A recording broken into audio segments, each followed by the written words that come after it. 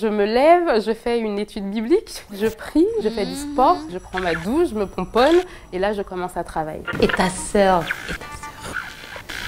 et ta sœur, et ta sœur, et ta sœur. Je suis Mona Garot, j'ai 36 ans, je suis créatrice de prêt-à-porter et manager commercial. Je suis née à Haïti et je suis arrivée en France à l'âge de 6 ans.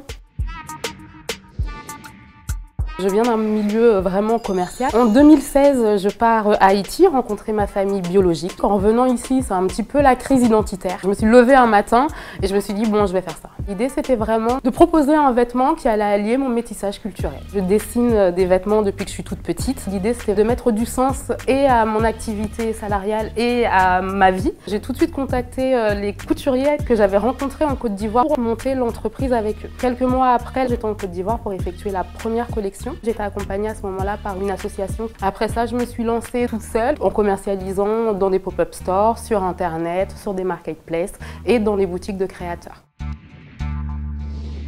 En 2019, la crise Covid a fait qu'on n'a pas pu se déplacer. Moi, j'avais initié la collection. Pendant des mois, j'ai plus de nouvelles de mon atelier. Il était hors de question que je laisse tomber. Je me suis réorientée vers un atelier qui travaille avec des femmes en réabsorption, qui a travaillé avec moi pour la dernière collection. J'avais lancé ça en financement participatif qui n'a pas pu aboutir. Malheureusement, mon papa est tombé malade. J'ai dû partir à Haïti. Ça a été une année de remise en question.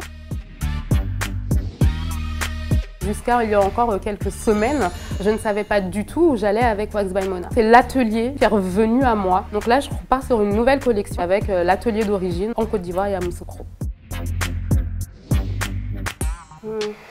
Il y a Blackbird, Personne ne peut t'aimer. C'est Maggie Blanchard, c'est une chanson chrétienne. C'est du propre Orelsan pour le sport. Ah bah c'est du propre, c'est du propre. Je vis dans une discipline très serrée. Je me lève, je fais une étude biblique, ensuite je prie, je fais du sport, je prends ma douche, je me pomponne et là je commence à travailler. J'ai besoin de me ressourcer dans la nature, mais j'ai besoin de partager et c'est pour ça que aujourd'hui je fais des vidéos sur les réseaux sociaux. L'idée c'est vraiment d'être dans la transmission. Tout est possible. C'est d'oser, on n'a qu'une vie, de jamais prendre pour acquis les connaissances qu'on a et donc de surtout chercher à toujours s'enrichir de tout ce qu'il y a autour de nous. Ce qui m'a vraiment plu dans Et ta sœur, c'est vraiment le partage. S'aider entre femmes à se pousser, à se tirer vers le haut, dans une énergie positive et dans la bienveillance. Non, fallait continuer. Tu te débrouilles.